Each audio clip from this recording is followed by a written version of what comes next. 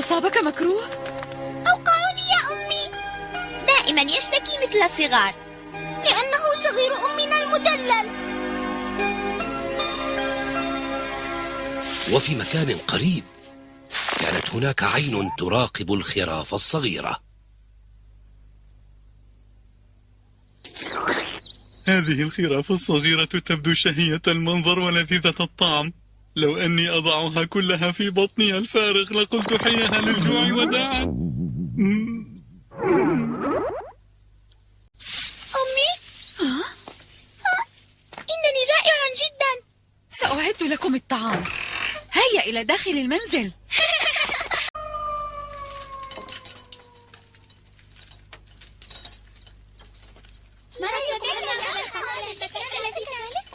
هيا إلى النوم يا خرافي. هيا.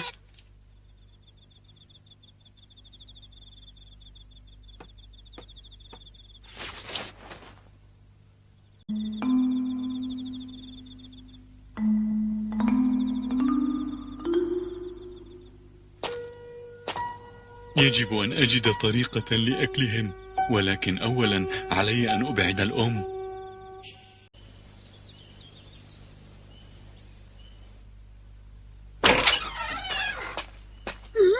فتحت الأم مستودع الطعام فوجدت أن كل الطعام اختفى. أين اختفى الطعام؟ لم تعرف الأم أين ذهب الطعام، ولذلك قررت أن تخرج من البيت لتحضر طعاما جديدا لخرافها. اهتموا ببعضكم في أثناء غيابي. لا تتأخري يا أمي. سوف أعتني بنفسي وبإخوتي، وأنا سأرتب المنزل. لا تنسي أن تحضري لي هدية يا أمي. حسنا، سأحضر الهدايا للجميع، ولكن احذروا من الذئب ولا تفتحوا الباب لأحد.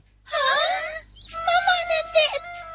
اسمع، الذئب حيوان محتال يأكل لحم الضعاف والخائفين، لذا لا تدخلوه البيت. لا تقلقي، فنحن شجعان ولا نخاف من الذئب. لن يستطيع الذئب أن يخدعنا. أنا مطمئنة، إن لم تسمعوا صوتي فلا تفتحوا الباب لأحد. فرح الذئب لأنه أجبر الأم على ترك خرافها بعد أن سرق الطعام من المستودع. وبدأ الذئب يدبر لحيلة جديدة يدخل بها إلى المنزل ليلتهم الخراف السبعة. يداي بيضاوان ونظيفتان، ويدا الذئب سوداوان متسختان. فهمتم؟ فهمنا يا أمي.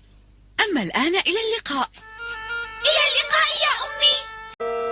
نجح الجزء الأول من خطة الذئب الماكر بإبعاد الأم عن الخراف الصغيرة، وبقي الجزء الثاني من الخطة. هيا إلى الوليمة الفاخرة.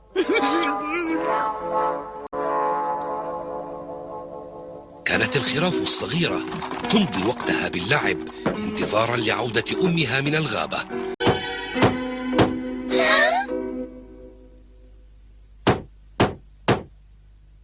لقد عادت أمي.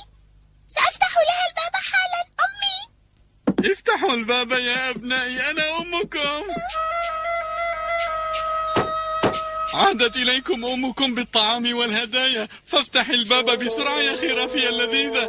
اللذيذة؟ افتح الباب بسرعة، سأدخلهم الآن إلى بطني الفارغ. لن نفتح لك. لماذا يا أبنائي؟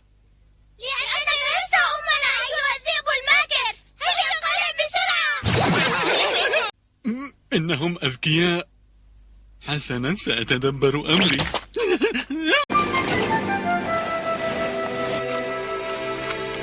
حصلت على عسل صاف جدا. يريد الذئب ترقيق صوته الخشن بعد أن عرفته الخراف، والعسل خير طريقة لحلاوة الصوت.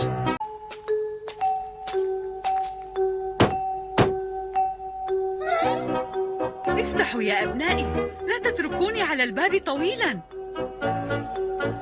صوت أمي عادت أخيرا. سنفتح الباب. جئنا يا أمي. أمي، ألا تذكرون وصية أمي؟ انظروا إلى بياض اليد، فالصوت لا يكفي لفتح الباب.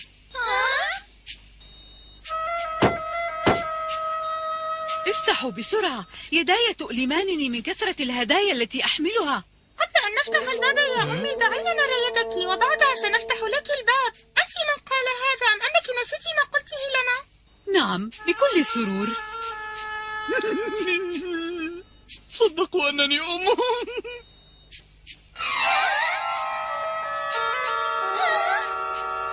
كيف هي؟ نظيفة أليس كذلك؟ إذا افتحوا الباب لأمكم يا أحبائي. لماذا لا يردون؟ هيا يا أحبائي.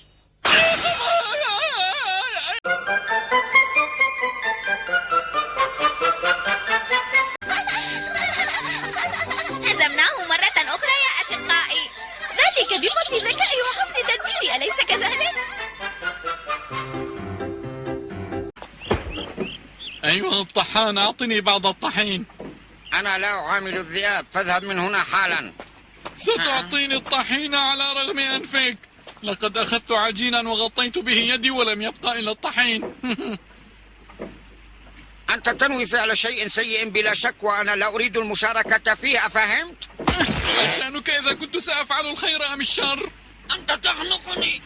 سألتهمك إن لم تعطني الطحين في الحال يا طحان. سأخذ الطحين رغما عنه.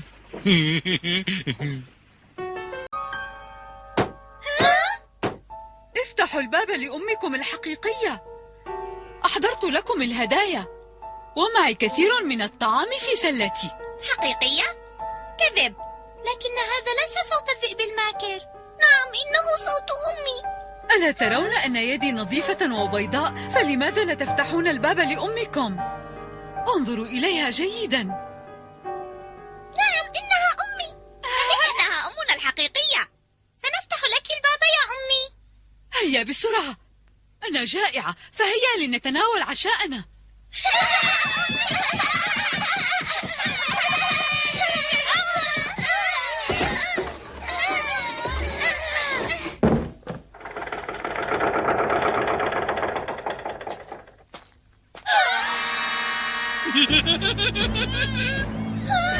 كيف وجدتم أمكم؟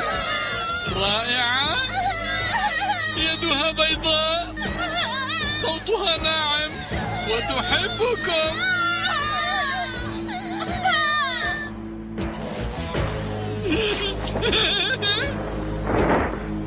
إلى العشاء.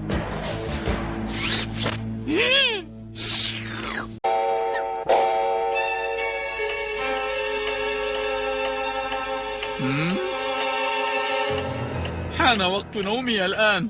سأذهب وأنام قرب النهر بعد هذه الوليمة الضخمة. 6 خراف في بطني، يا سلام.